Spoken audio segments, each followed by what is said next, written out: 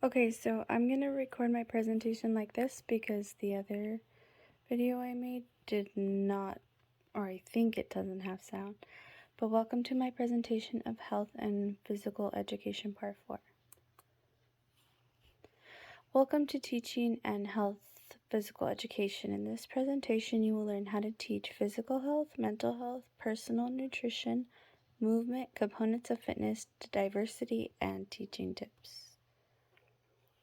Important links and standards and framework. Please follow the links below to review this curriculum and safety protocols that will apply to you and your students. Okay, so they're all listed here. And those are very helpful. Okay, so let's get started. Okay, the first item is personal nutrition. Why is a student's nutrition important? Students' nutrition can affect their performance. Why not start in PE class at the beginning of the year? Safety starts in your classroom. If a child has a healthy diet, they are less likely to have health issues in your class. This is the best way to equip your student for safety.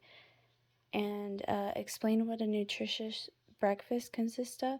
Explain how to cut out sugars such as sodas and chips, all the stuff they like to eat, and teach how to keep your food clean, meaning how to keep your hands clean and not, eating dirty food. Which kids, they all like to touch their food and whatnot. Anyways, health education, physical and mental health. Mental health does exist at a young age. Do not ignore it. Again, teaching a child to acknowledge their mental health will lead to a safe classroom. Physical health can be as small as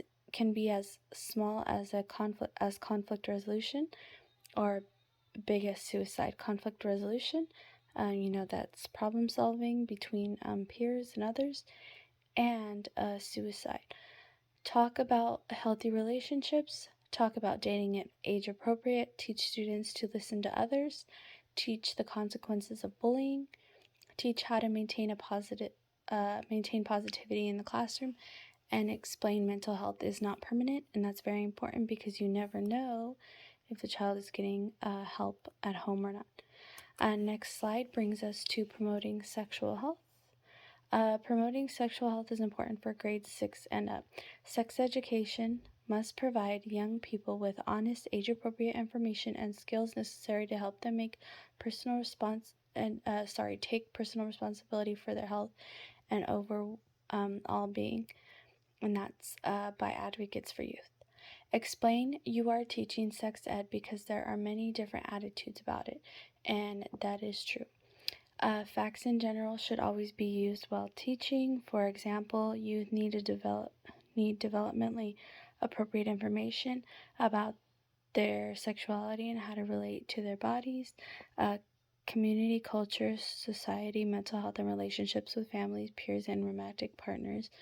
And that's by the American Academy of Pediatrics. Discuss all reproductive systems according to the curriculum, which is a wide variety of things.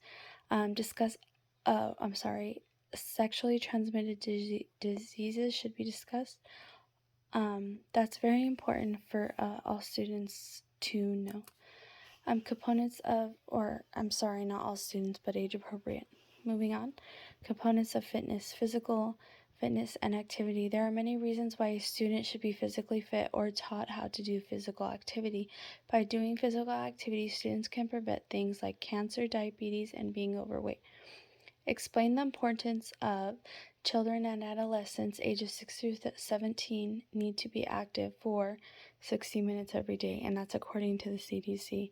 Explain that PE or physical activity does not have to be a bad thing, and it could be fun. Explain the activity pyramid, which includes lifestyle activities, aerobics, muscle strengthening, and inactivity. Remember, you set the tone for your class and make PE fun, which is true. Teachers always do. Diversity, backgrounds, abilities, and attitude. Never discriminate against a student due to their race, color, religion, or sexual orientation. Here are some helpful tips to prevent discrimination. Never make teams such as boys versus girls, And never let head coverings become an issue. Never divide students by skin color or nationality. Never make comments about a child's weight, height, or athletic ability.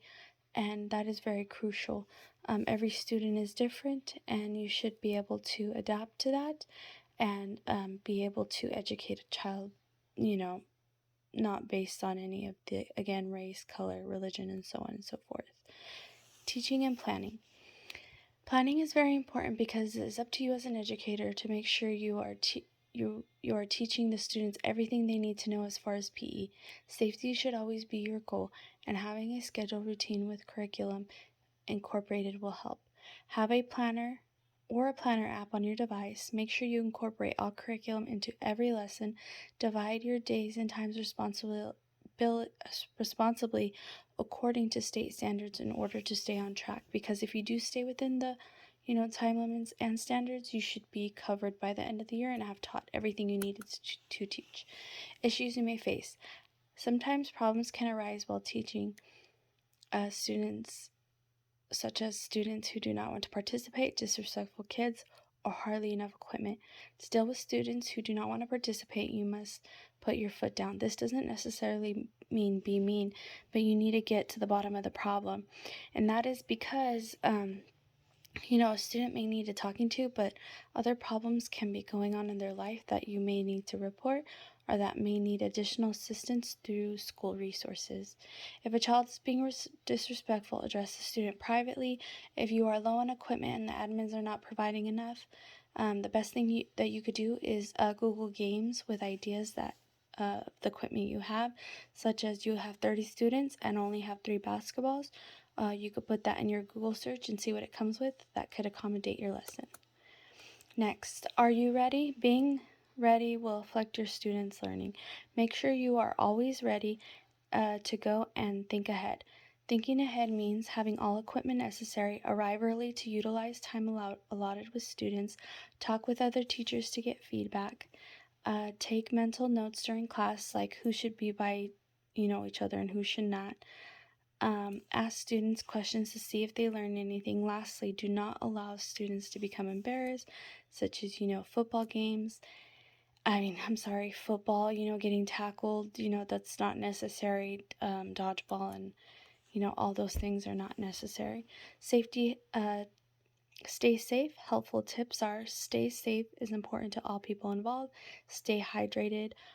Both students and instructors. Do not allow students to wrestle. Do not allow students to run. And no hard contact sports, again, like football. And that's the end of the PowerPoint, and I hope you learned a lot. And it's me.